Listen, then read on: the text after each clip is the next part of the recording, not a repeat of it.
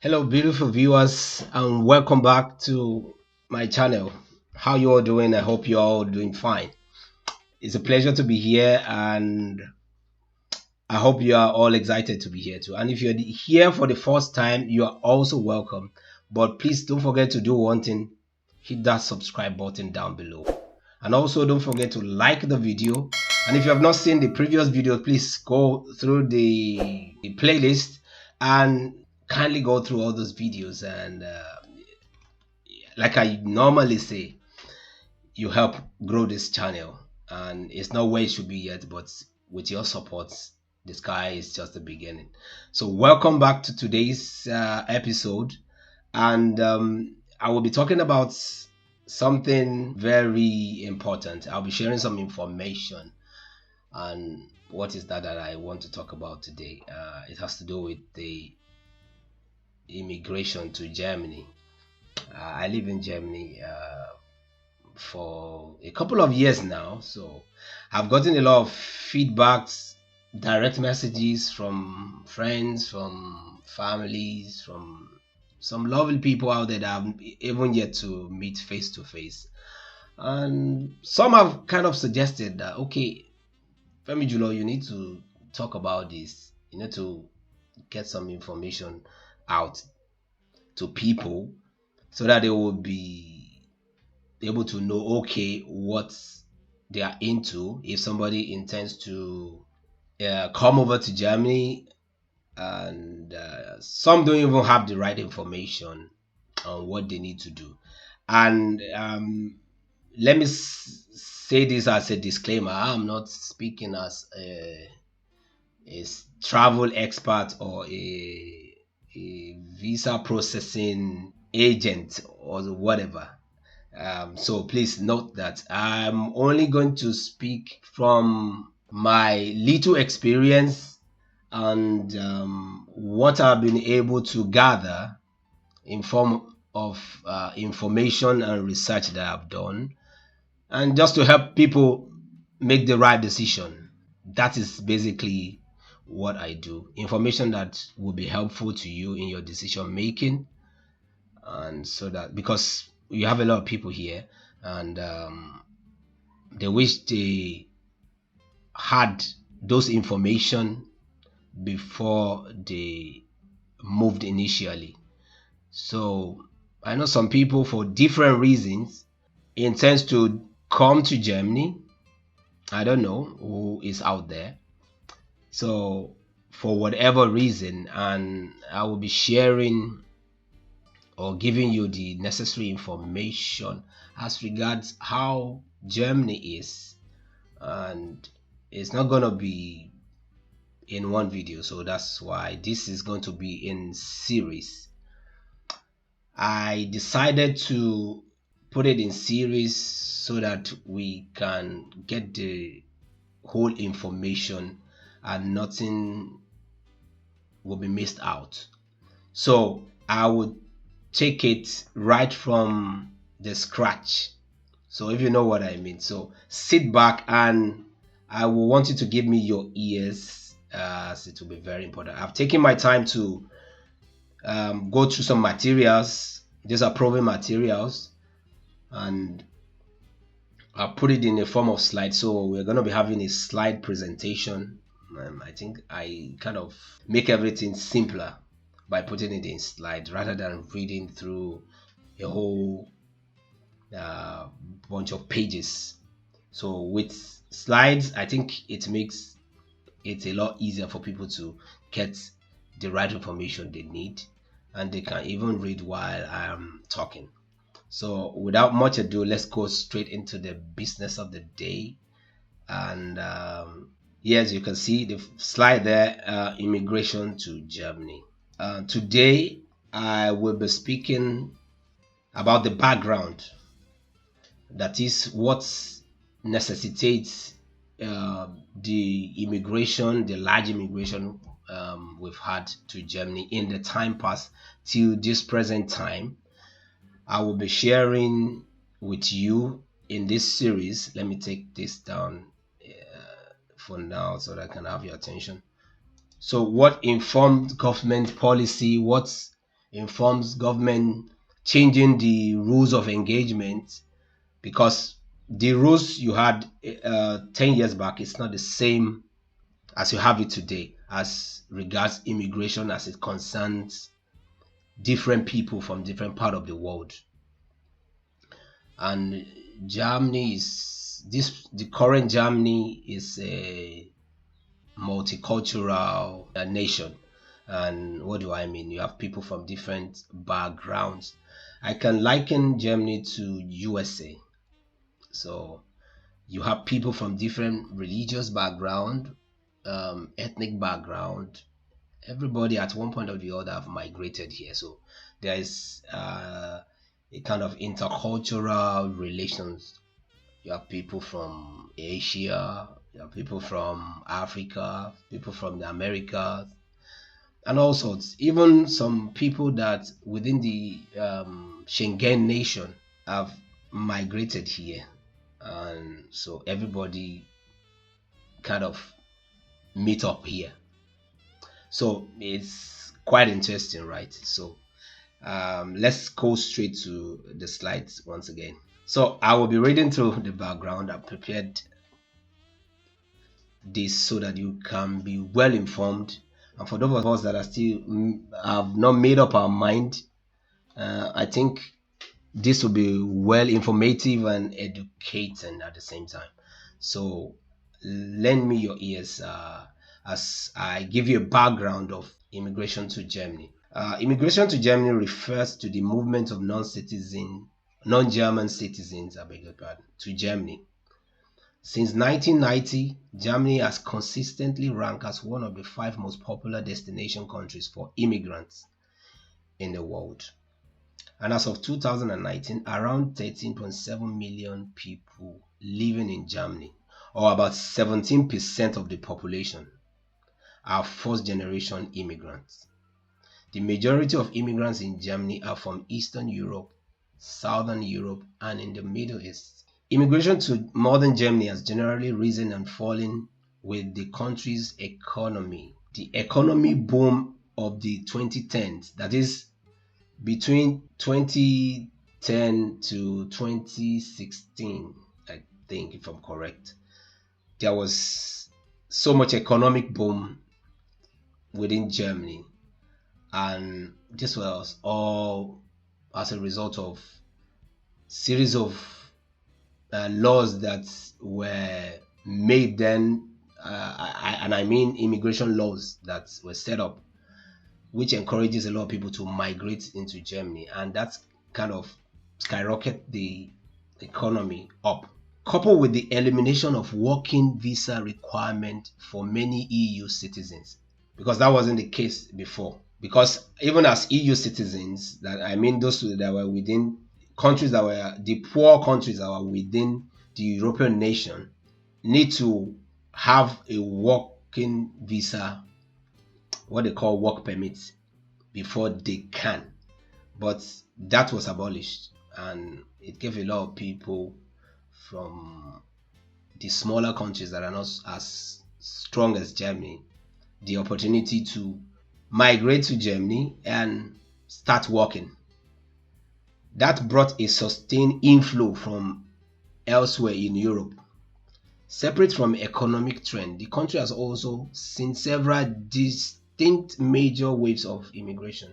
This includes the resettlement of ethnic Germans, from Eastern Europe after World War II. The guest worker program of the 1950s to 1970s, and ethnic Germans from former communist states claiming their rights of return after the breakup of the Soviet Union.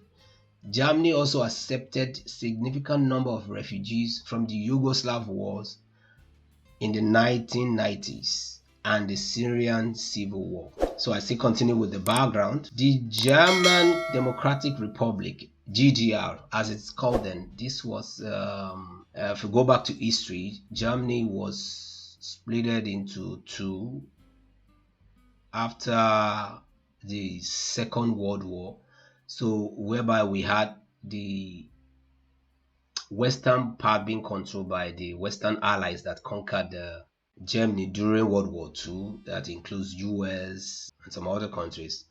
So the eastern part of Germany was also known as the German Democratic Republic or East Germany. So that is GDR. Recruited workers from outside its borders differently. It criticized the Gastarbeiter policy. Gastarbeiter policy means guest worker policy, calling it capitalist exploitation of poor foreigners, and preferred to see its foreign workers as socialist friends who traveled to the GDR from other communist or socialist countries in order to learn skills which would then be applied in their home countries. So let me pause here. During that period, we used to have two sides, and we all know about the Berlin Wall, as Germany was divided into two through a wall. And what was happening that time was there was much development within the western part of Germany than the eastern part, because the eastern was controlled majorly by the Russians, and the western part, which was mainly controlled by the Western powers, the US, the UK, and the rest, France. There was much development going on within the western part than the eastern region, and I think significantly it is still evident today if you travel to those regions that are in the past eastern Germany, because of today we have 16 regions within Germany. So those regions that fall within the old GDR, I hope I'm right. Yeah, GDR, German Democratic Republic, which is equal also the Eastern Germany, as it was known as then. So there was that difference between the West and the East, and primarily it was supposed to be a one nation until the wall fell and it became Germany became one nation. That was the unification. But that's not where I'm going. Let me continue with the slides. Then I can give my submission at the end. So most of this, let me put up this slide again. Yes, let's continue. Most of these came from North Vietnam, North Korea, Angola, Mozambique, and Cuba. Following German reunification in 1990, that was when the country became Republic of Germany. So as at that time, we're not having Western Germany or Eastern Germany again. So many foreign workers in the new federal states of the former GDR had no legal status as immigrant workers under the Western system. Consistently, many faced deportation or premature termination of residence and work permits, as well as open discrimination in the workplace. So a lot of that happened when the country became one.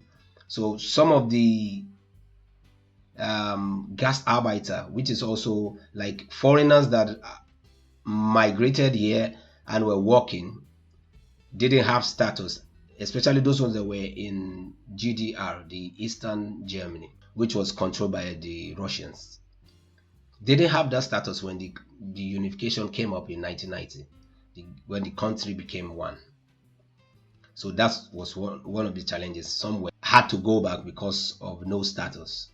Towards the end of World War II and its aftermath, up to 12 million refugees of ethnic Germans, the so-called Heimatvertriebene, that's the German for expellees, literally homeland displaced persons.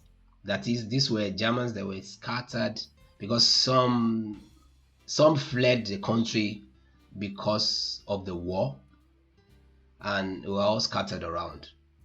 So there were, after the World War II, some had to migrate back, and some that were even within the eastern region had to migrate to the west. So I'll continue to read on. Heimatvertriebene, German for expellees, literally homeland displaced persons, were forced to migrate from the former German areas, as for instance Silesia or East Prussia, to the new formed state of post-war Germany and Allied occupied Austria because of changing borderlines in Europe.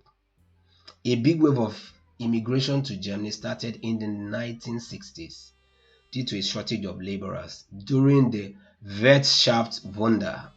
That means economic miracle that happened in the 1960s. And in the 1950s and 1960s, the economy was booming. The Western German government signed bilateral recruitment agreements with Italy in 1955, Greece in 1960, Turkey in 1961, Morocco in 1963, Portugal in 1964, Tunisia in 1965, and Yugoslavia in 1968. These agreements allow the recruitment of so-called Gastarbeiter. I mentioned that before. That is guest workers. That is, people come from those other countries to come and work here. So they are referred to as Gastarbeiter. That's the German word for guest workers. To work in the industrial sector in jobs that required few qualifications. Children born to Gastarbeiter, that is those guest workers from other countries that migrated here to work, received the right to reside in Germany, but were not granted citizenship. I want us to pay attention. Those children, let's say a man migrates from somewhere in the east alone and comes here, finds a woman, and a child comes in. So that kind of a child will be granted residency, but were not granted citizenship. This was known as the Aufenthaltsberechtigung. Aufenthaltsberechtigung, that means right of residence. Many of the descendants of these Gastarbeiter still live in Germany, and many have acquired German citizen over time. Yeah, I think that one happens after a while. It doesn't come that easy, but after a while you get it when due process is followed. Though some have moved back to their countries of origin, motivated in part by low birth rates and labor shortages. German government policy towards immigration has generally been relatively liberal since the 1950s, although citizenship laws remain relatively restrictive until the mid-20s. On 1st January 2005, the new immigration law came into effect. The political background to this new law was that Germany, for the first time ever, was acknowledged to be the destination for immigrants. The practical changes to immigration procedures were relatively minor. New immigration categories such as highly skilled professionals and scientists were introduced to attract valuable professionals to the German labor market. The development within German immigration law shows that immigration of skilled employees and academics has eased, while the labor market remained closed for unskilled workers. This particular new law that encourages high skilled professional. This is actually a new law that was set up in 2019, 2020. It was not part of the it was not there before. It doesn't exist before. But one thing I have come to realize about the German government is they are always assessing the present situation, and that prompts them to review whatever law is guiding that process. So, for instance, if in the past they've had a certain number of people from certain region to come in, they try to check the effects of those policies they've made, those immigration policies they've made, and see how does that affect the economy. Germans believe is in, I think, is one of the highest exporter in Europe, if I'm correct. Yeah, I think one of the highest exporters, because they so much believe in the production sector of the economy, that is manufacturing. So even today we can say, okay, China, like more like the emerging economic power, but the actual truth is what the Chinese use, the machines that the Chinese use in producing most of the things, say for instance like our phones, our gadgets, you see everything, every part of any gadget, you always see the hands of China in it. But the actual fact is most of those machines used in production comes from Germany. So the German put a stamp on that, and it has been something they've been doing for the past years, and they're not going to let go. And that's something that has kept driving the economy, the manufacturing sector, production sector. So if it has to do with a machine to produce certain thing, certain gadgets, certain item, trust the Germans, they have it. And some of those skills you don't really need too much qualification. So when people migrate in, they do not really need much to do the part of the process that does not require much of your skills. Unlike you have the scientists, unlike you have programmers that write codes, or software developers, those ones take special skills. But most of the manufacturing process, because take for instance, if you want to produce this pen in my hand, you have to start from the raw material. What is the initial raw material before it comes out like this, and before it gets to the end users and whereby you can use it to write, it went through a process. So a lot of things are involved in that process, and you always need manpower. So they make policies based on the reality on ground. Okay, we are lacking in social areas. If there is need to bring in people, they make policies that support that, because that is what drives the economy, and that's why Germany is still one of the leading economy in the world today. I think if you have to mention top five, I think you cannot but reckon with Germany. So immigration between 1980 and 1993. During the 1980s, a small but steady stream of East Germans immigrations to the West, that is called Übersiedler, had begun with the gradual opening of the Eastern Bloc. It swelled to 389,000 in 1990. After the immigration law changes in 1993, it decreased to more than half, to 172,000.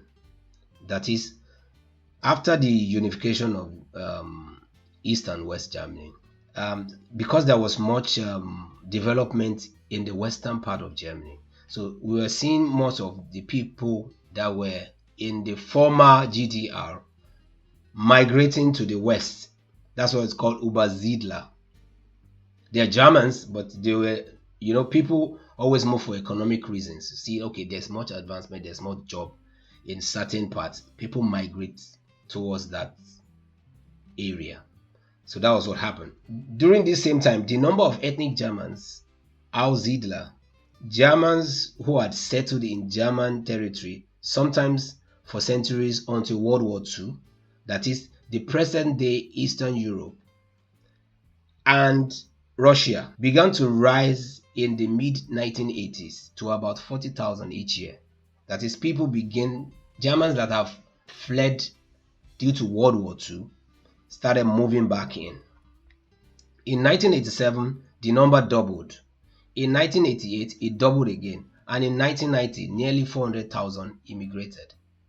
Upon arrival, ethnic Germans became citizens at once according to the Article 116 of the Basic Law and received financial and many social benefits, including language training, as many did not speak German. Some have had children in, some that have lived in, for instance, Russia and some other Eastern European countries could not speak their native language again, so they had to start teaching them in Dutch.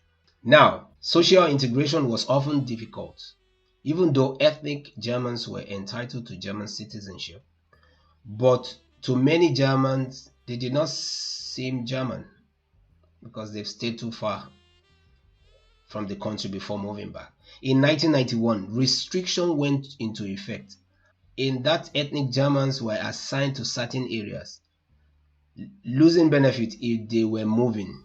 The German government also encouraged the estimated several millions ethnic Germans living in the Soviet Union and Eastern Europe to remain there. Since January 1993, more than 220,000 ethnic Germans may immigrate per year. In total, more than 4.5 million ethnic Germans moved to Germany between 1990 and 2007. And in parallel, a third stream of immigrations starting in the mid-1980s were war refugees, of which West Germany accepted more than any other West European country due to the unqualified right to asylum. From 1986 to 1989, about 380,000 refugees sought asylum, most from Iran and Lebanon. Between 1990 and 1992, nearly 900,000 people from former Yugoslavia, Romania, and Turkey sought asylum.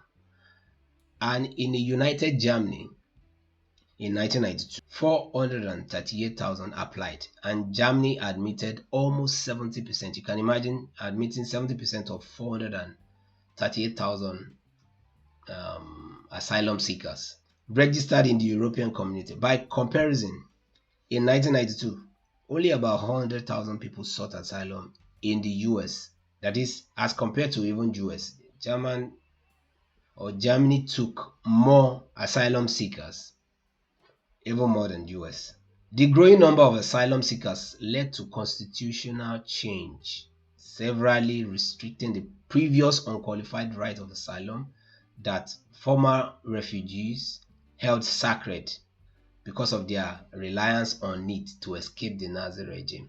In December 1992, the Bundestag, that's the legislative governing body in Germany, passed legislation amending the Basic Law, in which Article 16 was changed to Article 16A. And I read, persons entering Germany, save from third countries, most part of Africa and some of the Arab countries, were no longer granted asylum, and applications for nationals of so-called safe third countries of origin were refused. As of 2008, the number of asylum seekers has dropped significantly. I will want to stop here for today and share my view, put everything into summary. So I put up this information so that we can understand why government make policies and why they change the rules of engagement as pertains to immigration, because most people are misinformed. Some don't get the right information. Some just say, come, Germany is booming, there is job, there is that, go there, they will grant you. And to be very sincere and honest, it's the honest truth, but it has to be said. Due to the large influx in the 1990s till 2010, I think between 2010 and 2016, the government kind of felt, okay, we have overshoot our quota. And in order to control that, they had to put a law in place. So most things that used to fly before, like if you tender, okay, you seek asylum for so and so reason, people used to get residency without too much, in quotes, stress. It's no longer the same. The rules have changed, and they will keep changing. It's not one rule applies to all. And one other thing that the German government does is they are kind of conservative. They will rather test a particular policy, see how it works, what is the effect on their economy. If it's positive, then they go all out. But once they start having negative or reverse effect, they kind of put a check on it. They don't want to just throw the door open, come everyone from everywhere. No. And because some do get that impression, some are even living in some developed European countries and still find their way to Germany, and some still meet some form of difficulties in settling down, maybe due to their status in the previous place.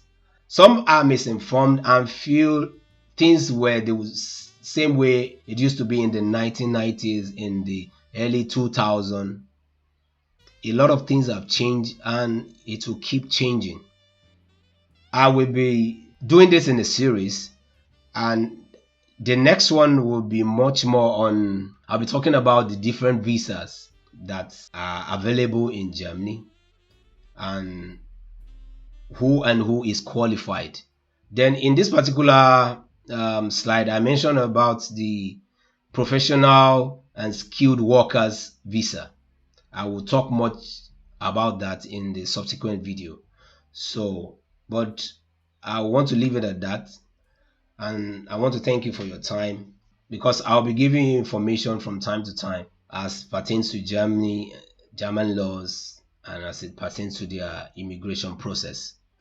So thank you for listening, and please, before you go, hit that subscribe button and hit the like button also, and don't forget to share with friends. Thank you for your time. I appreciate you all, and to all my subscribers, I appreciate you from the depth of my heart. I say big thank you for those that take their time to watch. I know it's not easy. So till I see you in the next video, please watch out for the next video, because it will be a continuation of this particular series, where I will be sharing more vital information as it pertains to Germany and the immigration process.